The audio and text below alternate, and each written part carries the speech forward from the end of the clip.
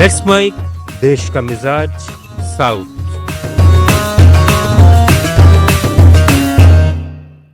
देश का मिजाज, आइए जानते हैं भारत के दक्षिणी राज्यों की आज की खास खबरें।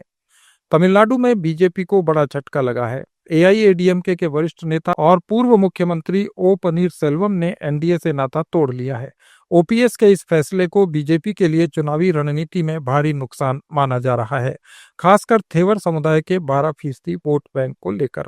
ओपीएस ने डीएमके प्रमुख और मुख्यमंत्री एमके स्टालिन से मुलाकात के बाद अपने सहयोगियों के साथ बैठक कर यह ऐलान किया। उन्होंने कहा कि आगामी गठबंधन पर फैसला चुनाव के आसपास लिया जाएगा। बेंगलुरु की स्पेशल कोर्ट ने शुक्रवार को पूर्व जेडीएस सांसद और पूर्व प्रधानमंत्री एचडी देवगौड़ा के पोते प्रज्वल रेवन्ना को मेड से रेप मामले में दोषी ठहराया। कोर्ट इस मामले में कल सजा सुनाएगी। पिछले साल प्रज्वल रेवन्ना का नाम कर्नाटक सेक्स स्कैंडल में सामने आने के बाद चर्चा में आया था। उस पर 50 से ज्यादा महिलाओं से यौन उत्पीड़न का आरोप है। उसके खिलाफ रेप, छेड़छाड़, ब्लैकमेलिंग और धमकी देने के आरोपों से जुड़ी कुल 4 एफआईआर दर्ज की गई थीं। आंध्र प्रदेश के नांदयाल में सड़क और भवन निर्माण मंत्री बीसी जनार्दन रेड्डी के भाई ने एक पुलिस कांस्टेबल को थप्पड़ मारने के मामले में बढ़ते विवाद को देखते हुए मंत्री के निर्देश के बाद उनके खिलाफ केस दर्ज किया गया है।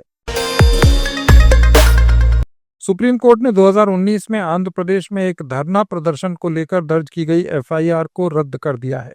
अदालत ने कहा कि प्रदर्शनकारियों ने न केवल अभिव्यक्ति की स्वतंत्रता और शांतिपूर्ण ढंग से एकत्र होने के अपने संवैधानिक अधिकार का इस्तेमाल किया था। ये एफआईआर उस वक्त दर्ज की गई थी जब राज्य में लोकसभा और विधानसभा चुनाव के चलते आदर्श आचार संहिता लागू थी। तेलंगाना में बीआरएस के 10 विधायकों के कांग्रेस में शामिल होने के मामले पर सुनवाई करते हुए कोर्ट ने संसद से मौजूदा दल बदल कानून की समीक्षा करने का सुझाव दिया है। सुप्रीम कोर्ट ने दल बदल के मामलों को लेकर एक अहम टिप्पणी की। अदालत ने कहा कि दल बदल एक राष्ट्रीय बहस का विषय है और अगर इसे समय रहते नहीं रोका गया तो ये लोकतंत्र की जड़ों को कमजोर कर सकता है। मुख्य न्यायाधीश बीआर गवई और न्यायमूर्ति एजी मसीह की खंडपीठ ने तेलंगाना विधानसभा अध्यक्ष को निर्देश दिया कि वे 3 महीने में इन विधायकों की अयोग्यता पर फैसला करें। केरल हाईकोर्ट ने एक अहम फैसले में कहा कि अगर किसी मां के कई संतानें हैं तो कोई भी बेटा ये तर्क नहीं दे सकता कि दूसरे बच्चे भी हैं, इसलिए उसे भरण पोषण नहीं देना चाहिए। कोर्ट ने कहा कि मां को भरण पोषण देना हर बेटे की व्यक्तिगत जिम्मेदारी है और ये दायित्व अन्य संतानें होने से खत्म नहीं हो जाता। जस्टिस पीवी कुन्ही कृष्णन की बेंच ने एक पुत्र की उस याचिका को खारिज कर दिया जिसमें उसने फैमिली कोर्ट के 100 साल की मां को 2000 रुपए मासिक भरण पोषण राशि देने के फैसले को चुनौती दी थी। बेंगलुरु में crypto trading platform coin DCX में 389 करोड़ रुपए की एक बड़ी क्रिप्टो करेंसी चोरी का मामला सामने आया है। जैसे ही कंपनी को इस हेराफेरी का पता चला, हड़कंप मच गया और मामला बेंगलुरु पुलिस के पास पहुंचा। जांच के बाद पुलिस ने कंपनी के एक सॉफ्टवेयर इंजीनियर को गिरफ्तार किया है। तेलंगाना हाईकोर्ट ने 30 जून को सिगाची इंडस्ट्री में हुए भीषण विस्फोट को गंभीरता से लिया है। इसमें 46 मजदूरों की जान चली गई थी। कोर्ट ने राज्य सरकार से पूछा है कि जांच कहां तक पहुंची और अभी तक किसी की गिरफ्तारी हुई या नहीं।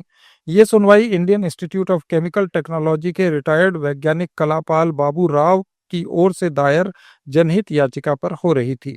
कोर्ट ने मामले की गंभीरता को देखते हुए राज्य सरकार से विस्तृत रिपोर्ट भी मांगी है। केरल सरकार ने पर्यावरण संरक्षण की दिशा में एक अनोखी पहल की है। अब राज्य में शराब खरीदते समय बोतल के लिए अतिरिक्त 20 रुपए जमा कराने होंगे। ये 20 रुपए बोतल वापस करने पर लौटा दिए जाएंगे। ये नियम केरल स्टेट बेवरेज कॉरपोरेशन के सभी आउटलेट्स पर लागू होगा। राज्य के आबकारी मंत्री एमबी राजेश ने इस नई व्यवस्था की जानकारी दी। आबकारी विभाग ने यह भी स्पष्ट किया है कि जिन शराब ब्रांड्स की कीमत 800 रुपए से ज्यादा होगी उन्हें सिर्फ कांच की बोतल में ही बेचा जाएगा। प्लास्टिक बोतल का इस्तेमाल पूरी तरह बंद कर दिया जाएगा।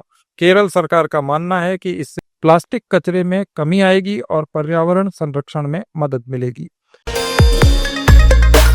ये थे भारत के दक्षिणी राज्यों के आज के कुछ अहम समाचार। अपडेट्स के लिए जुड़े रहिए लेट्स माइक के साथ।